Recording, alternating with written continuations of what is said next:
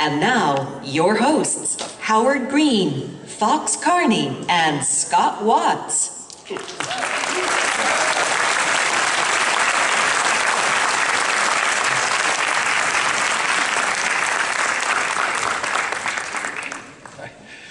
afternoon, everyone. Good afternoon. Hello. All right, just a reminder, no photography or recording of any kind, but how's everybody's D23 Expo going? You all holding it together? Are your feet sore yet?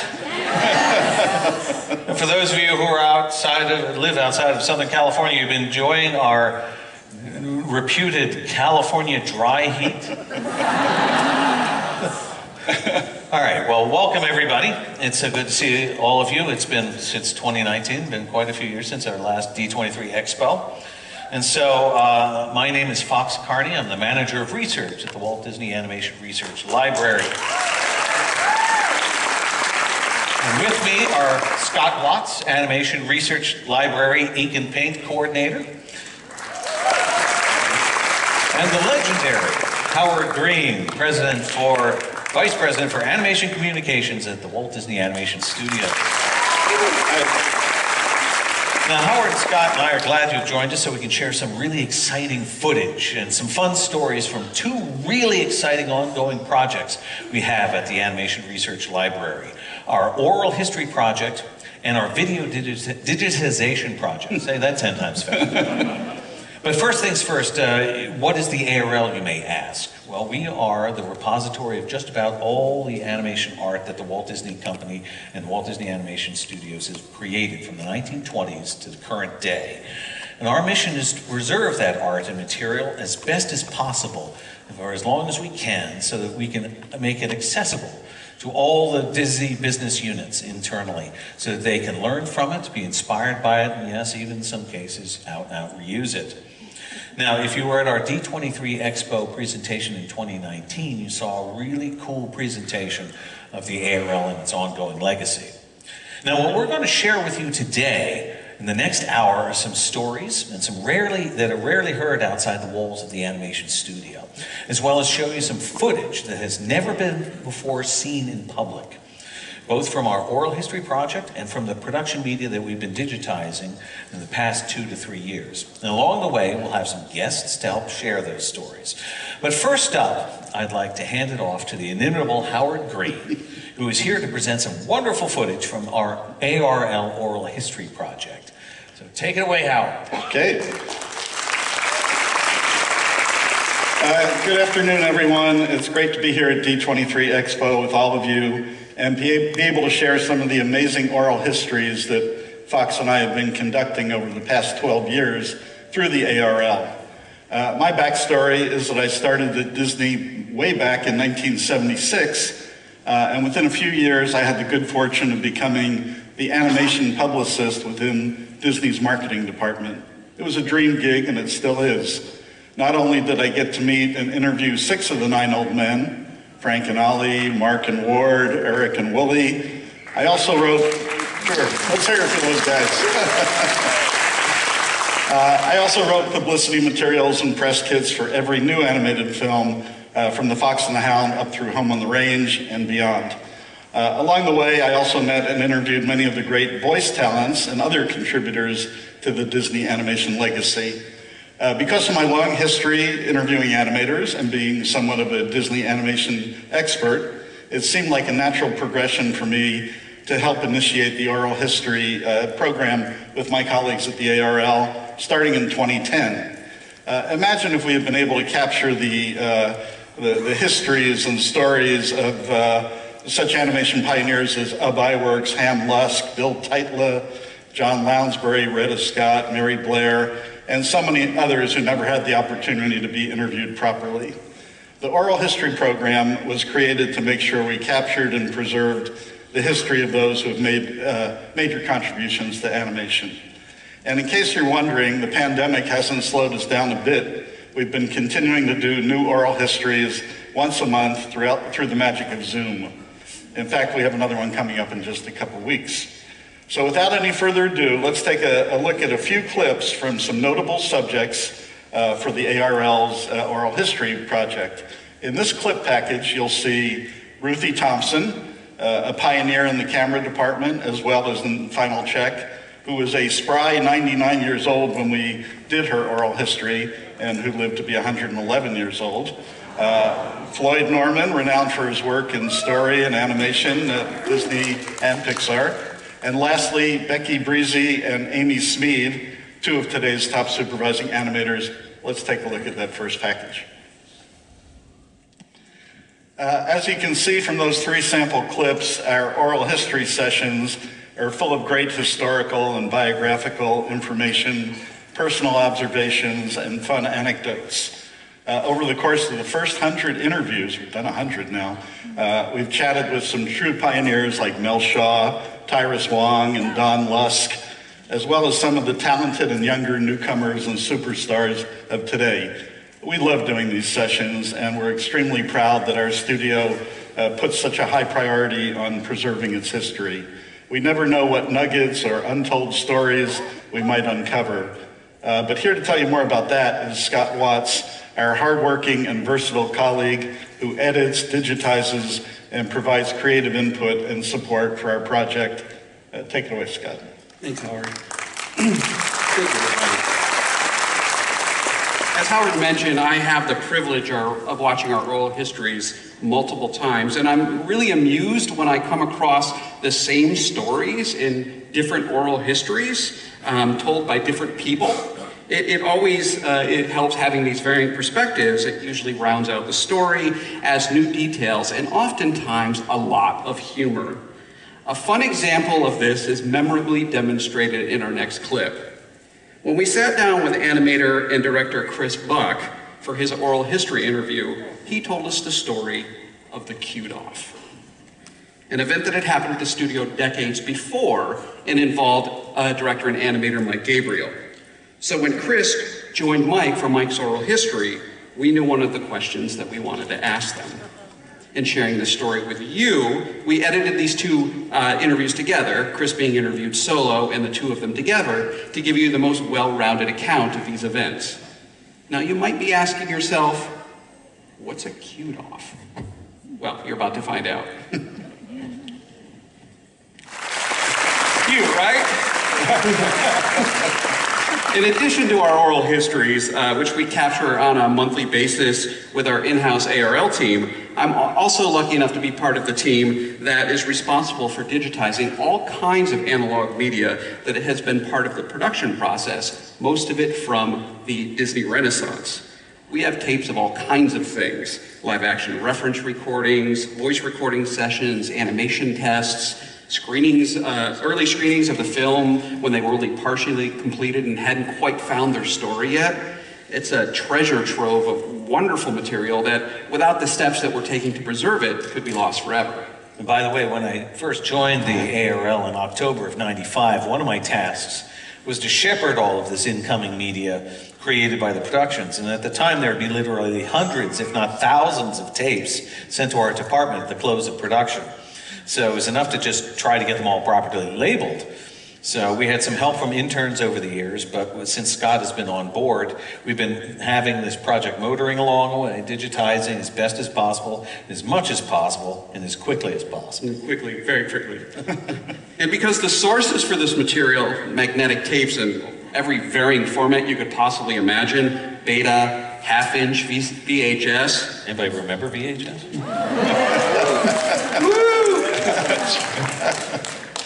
Three-quarter-inch tapes, audio cassettes, and they deteriorate with age, so we have to work quickly to prioritize our efforts and ensure this material is preserved for us and future generations. Much of this material has not been seen by anyone since the film it was produced for was in production until I pull it out of a box and start the process of digitizing and preserving it. And you're going to be the first audience in quite a while to see this material, and the first audience outside of the studio. Ever. So I mentioned earlier, one of the elements we see most often in our media collection is the live action reference recordings. These assets, which cast a real person as Ariel or Hercules, or any number of Disney characters, provide a way for the animators to see in the real world the physicality of the characters that they are working on. This material informs their animated performances, but they are never ever tracing or rotoscoping these recordings. What the camera is capturing is being plussed by these artists, and they only help flesh out the animated performances that are being created for all the characters that we know and love. This practice started way back on Snow White and the Seven Dwarfs and has continued at the studio since that time. So let's take a look and see how this resource has been used on a few of the characters in a few of our films. In the first clip we're going to show you, Alice Davis, costume designer extraordinaire, is talking about working with animator Mark Davis. In the second, animator, story artist, director, and longtime animation employee Bernie Mattson is also talking about Mark Davis. Bernie served as Mark's assistant animator during the production of Sleeping Beauty.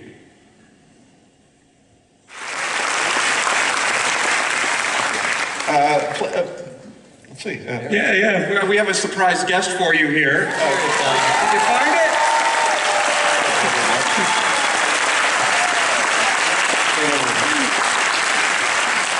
Yeah, we still haven't found it. No. Please join me in welcoming Eric Goldberg, supervising animator in such beloved characters as the Genie from Aladdin, Phil from Hercules, Rabbit from 2011, Winnie the Pooh, the 2D animated Minnie Maui from Moana, the tattoos. He was the director of Pocahontas, Rhapsody in Blue, and Carnival of the Animals. We may be here a while. And so much more. Not only does his animation capture the playful nature of the characters he supervises, he himself is a treasure to the art form of animation, lecturer, teacher, master, mentor, and keeper of the flame for the joy of animation itself. Great to see you, Eric, and sorry about the yo-yo. Thank you. Thanks so much, Howard.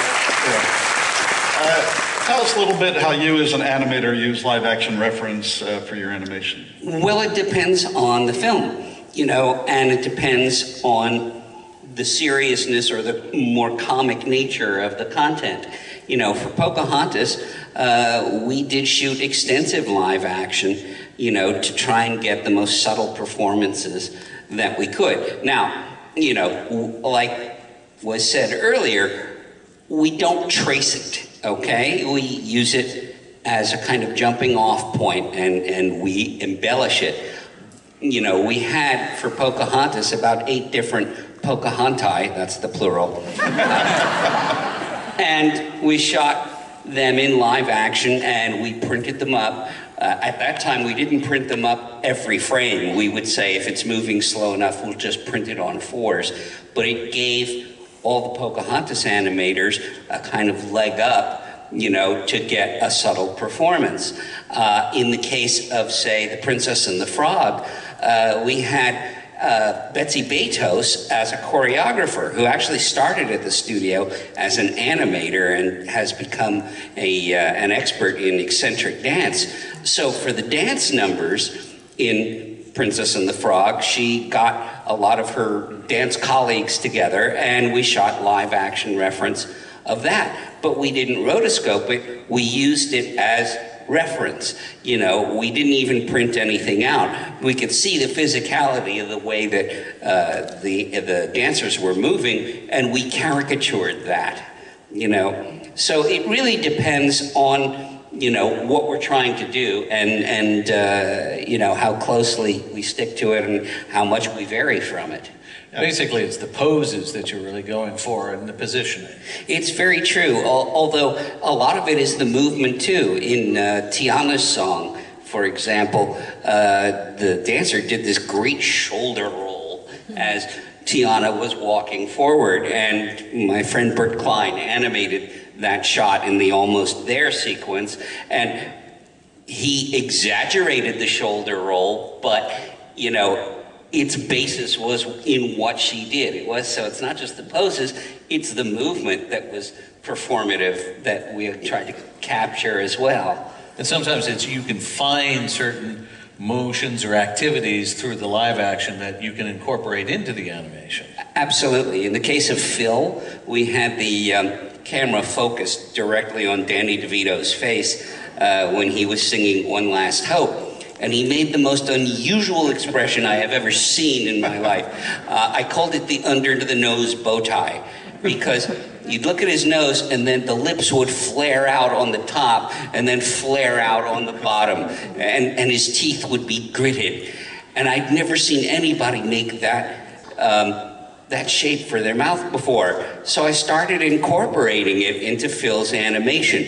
You know, if you're really geeky, you can go back to Hercules and watch when Phil, you know, is being sarcastic to Hercules. Hercules is mooning over Meg walking away and says, she's really something. So look at Phil and he goes, she's really something. And you can see that under-the-nose bow tie in that particular scene. That's the first time I used it. What are the challenges? We saw the footage of Mike Gabriel using a yo-yo, but he was standing in for a flamingo. So how do you change somebody's hand or wrist into a webbed foot, or how do you reference that as an animator? Well, you know, a flamingo's ankle has, you know, a joint in it in the same way that a person's wrist would. So basically, having turned Mike's wrist, and he showed me, you know, most of the time when you animate yo-yos, okay, if you go back into cartoon history, you'll see people animating like this. And that actually doesn't work. It just means the yo-yo will hang there. It's got no torque. So basically, Mike showed us that to get the right torque, you have to twist your hand up like this, then throw it out, and then twist it back up again. So essentially, I put that move on the flamingo's ankle. Yeah, and it would always go down and back again until the point where you don't get your yo-yo back. Yes. And you still haven't found the yo-yo. I still haven't found it. You're looking up in the back and... What's that?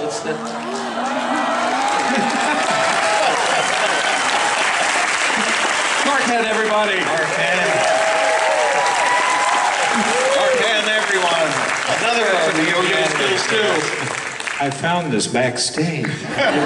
Standing there and it hit me on the head. Ah, yes. Mark, the beloved animator, animated beloved characters such as Belle, Jasmine, Mulan, Tiana, among others. Repertoire also includes supervising young Simba, Winnie the Pooh, and oh yeah, he was the first animator to animate Mickey Mouse in over 30 years. Back for the screen, 1983's Mickey's Christmas Carol. Now, along with Eric and others, he's been instrumental in helping today's computer animators infuse their digital-born work with traditional principles. Let's welcome Mark, and thank you for finding that yo-yo. Hey, Mark, do you have any examples of using live-action reference for your characters? Well, as you saw in the clip, Becky Breezy was just saying that nobody in your family is safe. And my wife can attest to that. She's sitting down here in the front row, and there were several scenes, I think, back on Oliver and Company. I think I had her acting out, going up and down steps, and all kinds of crazy things. But my first really big use of it was on Little Mermaid, and we had Sherry Stoner, who was our live-action model, and she was absolutely wonderful. And as Eric had said, it's not a matter of tracing. It's kind of like, I've often said, it's like when you're in an art class and you have a model in front of you. You can't just make it up. So you have this model in front of you that gives you a clue as to what the pose is and everything. So having a live action reference kind of, as you said, gives you a leg up as you're working through your scenes. And so Sherry was fabulous working with her. There was a tank that they used at WDI for testing things underwater. And Sherry was a trooper. They actually put her in this it's not a pool, it's just a tank with portals, so you can look in and see what's going on underwater. And I think she volunteered, and it was cold. But it was a really great opportunity, and Mark Davis and Eric, who were kind of my heroes and mentors, working on Cinderella and Sleeping Beauty. So I, often thought of them as I approached animating Ariel, and using the same kind of tool with the live action that they did, and it was a great help, great help. And that's just kind of part of developing a character, because you also have the voice talent that's also important. So maybe we can start discussing a little bit about the voice talent behind some of these people. Oh, absolutely, and we record those sessions, which is a big help, because you just never know. I think Eric talked about on Phil that there's something that the voice talent brings. They may or may not realize it, but as they're being filmed and they're acting things out in front of just essentially like a music stand with a script on it, you know, they're making facial expressions and that. I remember on Great Mouse Detective, I'd sit in there with a story sketch pad and I would sketch Barry Ingham acting out Basil, and it was just a great reference that I had at the side of my desk to refer to. Just, you know, if I was looking for a particular unique expression that I could incorporate into Basil that Barry Ingham brought to the stage. Nika Noni Rose on Tiana was also, you know, just sitting in there with her. She had such an amazing smile. Her dimples just blossomed like little flowers, and you just went, I got to get that into Tiana. So it's always an inspiration, and animators are always looking for, you know, oh, I could use that, or I could use this to make these characters that much more, you know, believable and real. Do you keep a mirror by your desk to look at? I do. That's a tradition. Yes, I do. And that's I try not to look at it much, but anyway, yes, we do. You know, I made a big mistake when I was on Aladdin and we had Robin Williams doing the genie, because John Musker and Ron Clements, when we did the first recording, asked me, would you like to go out on the stage and sit next to Robin while he's putting down his lines and you could look at his mannerisms and all that? I said, great. Big mistake, because Robin did not take a break for about an hour. So I'm sitting there 3 inches from him, creased up, trying not to laugh, because I'll kill the recording if I do. Finally, he takes a break, and I'm like, I'm going behind the glass now. How many hours did Robin end up doing? Something like 12 hours? 16 hours. 16 hours. You know, 4-hour sessions. Wow. So. And tell us about how you ended up using those for one of the most recent Blu-ray release. Well, you know, with that much material, John and Ron and I always wanted to utilize it in some fashion. Only a fraction of it wound up in the film. So as a tribute to Robin, we did the Genie outtakes, where I sat and listened to all 16 hours of Robin's material, picked the ones I thought were the funniest, and storyboarded them, and they are part of the Diamond Edition Blu-ray of Aladdin called the Genie Outtakes. So you can hear and see a lot of the stuff that never wound up in the final film. It's great stuff. You need to look at it, look for it if you haven't seen it. Yeah, and I think it's great. In our collection, what Scott has been digitizing is a lot of these recording sessions that they may have saved from those VHS days. And so just want to hand it over to you. You give a little discussion of what we're about to see. Oh yeah, we get a lot of good stuff in terms of voice recording sessions in our collection. It's actually one of the other really big categories, because it was the 1980s, you know, video cameras became prevalent, and the filmmakers would take them into the recording session, and when they were recording, you know, Billy Joel as Oliver, or David Ogden Stiers as Cogsworth, and they planted in the booth, pointed at the actors, sometimes through the glass in the recording booth. So they're not always the best recordings, but they really capture the moment in those sessions, and they're really fun. These recordings were, like the live action reference recordings, most often utilized by the animators to help plus the performance. But like I said, they're also really, really fun to watch. And every once in a while, you will hear a iconic line, a line that has since become iconic, being laid down for the first time. And because of that, we wanted to show you a few clips of some of our voice cast legends at work.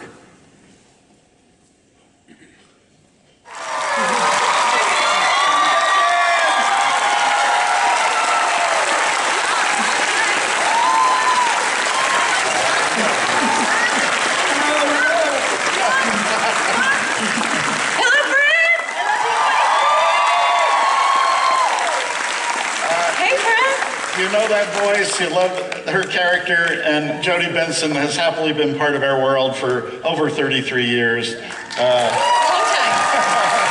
Long time. Welcome, Jodi. Thank you. Thanks for being with us here today. I should mention that a few years ago, we sat down with you and Mark for one of our favorite oral histories called All About Ariel. Now that we're reassembled here today, we can give you a little live window into that magical session. Let's start with a question or two for Jodi. Okie dokie. Okay. I'm ready. How did you first hear about Mermaid, and tell us about auditioning for the part? Oh my goodness. That'll take up the rest of the time. No, I'll try not to. First of all, I love these people. These people are amazing. And to have all of these incredible animators and all these guys, and you know, I've known them for Howard and for Mark and I, we've been friends for 36 years, so it's good. This is a good day. I'm having fun. Yeah, I was doing a Broadway show called Smile. Many of you have heard this story. I'll make it lickety-split. With Howard Ashman, Marvin Hamlish. They wrote a song for my leading lady character. The song was Disneyland. And so our show tragically closed thanks to the New York Times. And yeah, and so Howard was working on The Little Mermaid already. And so he felt sorry for us that we'd lost our jobs, and he invited a handful of us girls to audition for Ariel. I didn't know what I was doing, and of course we knew we weren't gonna get it because none of us had done voiceover animation behind a mic ever. So we went to the audition. It was something to do on the way to the unemployment office. It was just, you know, one of those things, and so I just thought, well, it was fun. It was a fun day. And a year later, I got the call from my agent that I got Ariel. I'm like, what's an Ariel? I have no idea. A year has gone by. And yeah, that's it. So out of something really tragic came something incredibly life-changing that was supposed to be a one and done, and you were never supposed to know who I was. And that all changed. And here we are, 35 years later.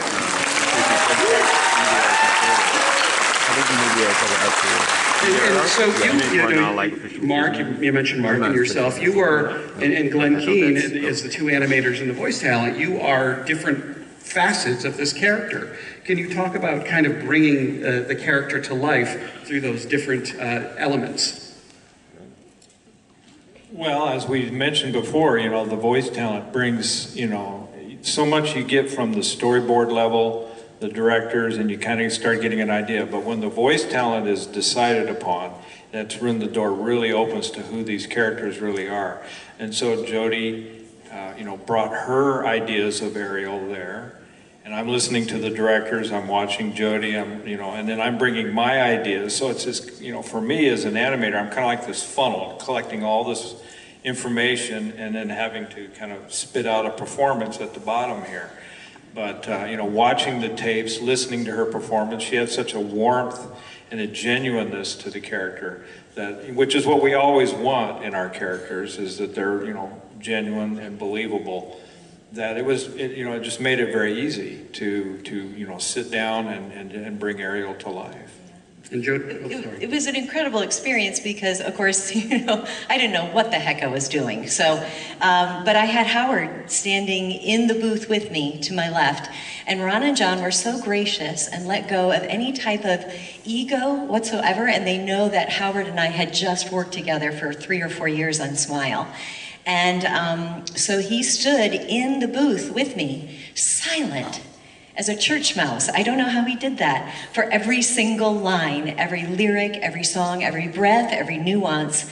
And so, you know, Ariel came to life long ago with Howard singing that cassette version on that cassette tape that I had of Part of Your World. So between Howard's creation of Ariel and of course the brilliant Glenn and Mark, and I just jumped on board, we kind of put this puzzle piece together to create this amazing character that we all love so much.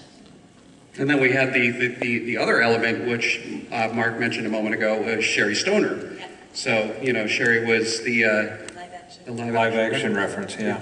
And she brought, you know, I know Mark, you probably, you know, used that a lot in the, you know, what we talked about and how live action reference is used. Exactly, and I said, we amongst throwing her into the tank across the street for some underwater reference. But yeah, she came in and we had, again, we were at WDI, we just had a little, little sound stage that they have over there. And so we would have Jodi's tracks, and so we could just, she could play back, listen, and then she brought, her ideas of how Ariel would act that out. And again, we were on set to watch and say, oh, that's really good. That's a neat little gesture. How about, could you try it this way? Much like you're coached in your voice work, we could coach Sherry and say, could you try something a little quicker, something a little broader? How about being, really silly or pulling something back? And she was a real trooper. And so again, another piece to that puzzle, was added to, the creation of Ariel. Yeah. And we actually have a clip of Sherry bringing Ariel to life to share with you all. Now, you've seen some of this stuff in DVD special features or on Disney Plus and maybe Waking Sleeping Beauty or Howard. But today, for this D23 audience, we are bringing some extra footage that has never been seen. So I'll roll the clip. She picked the clip where she doesn't talk. But yeah, and that's, Sherry, brought her ideas, to the table as well. And again, that's just a big help for the animators. And then you spoke of Howard, so I guess we have to keep talking about Howard. Honestly, I mean, in my personal opinion, Howard is the driving force for our second golden age of animation at the studio. I think that I know I'm partial because of our friendship and our relationship, but I just think blending the beautiful Disney feature animation to a Broadway musical was beyond brilliant. And it's been incredibly life-changing for our company as well as for all of animation. And at one point, he even gave a lecture to the animation studio in their theater back in what is now our building. So I wonder if we can... Yeah, we have a clip from that as well. You've seen parts of this before, like I mentioned, but here's a little bit more just for you.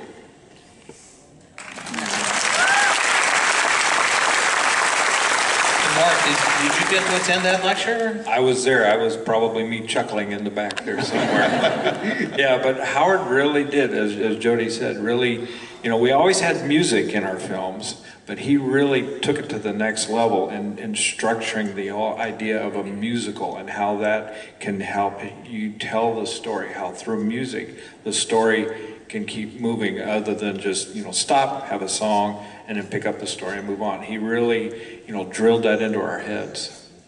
And Jodi, what was your impression the first time you heard Part of Your World?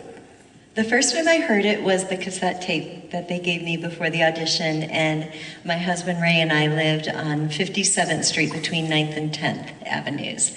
And we had a little 210 square foot, apartment, a room. And I plugged that into my cassette player by myself and listened to it and wept. It was just spectacular. And Howard was an amazing actor, but what he was an interpreter of incredible monologue. And Part of Your World is a monologue that just happens to be a song. And that was really important to him for me to not sing the song.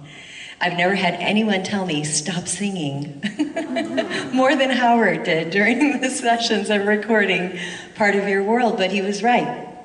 It wasn't necessarily to be this big projected song on a Broadway stage. It just happened to be her inner thoughts that just blended into pitch. That's why sometimes you'll hear me speak it, sometimes I just whisper the words, sometimes it's sung, sometimes it's held out, sometimes it's not.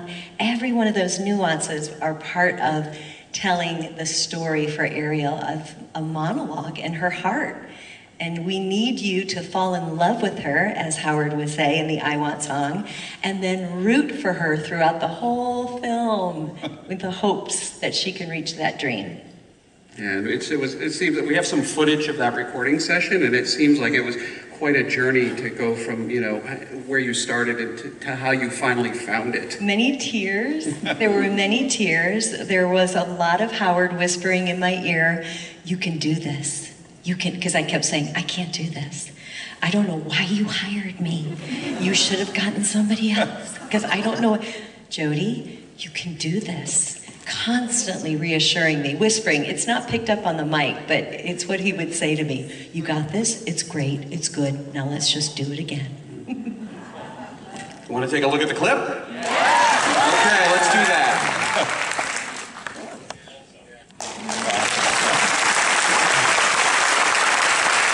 I mean, that was my whole process, was having him stand there coaching me and whispering and encouraging and supporting me and challenging me and making me cry sometimes. I'd cry out of frustration because I knew I was disappointing everybody in the booth. So it was a real vulnerable experience to kind of bare your heart like that to a room full of people behind the glass. It was so incredible. And every time I sing Part of Your World, which is every week for 36 years, I want you to know, people ask me this all the time, "Are you sick of singing the song?" I said, "No, because I get to have this trigger core memory that I sort of escape when I'm standing on stage singing, where I just think about that in the studio, and I can feel Howard standing right here singing the song. And it just pays great tribute to him, so for his legacy." Beautiful.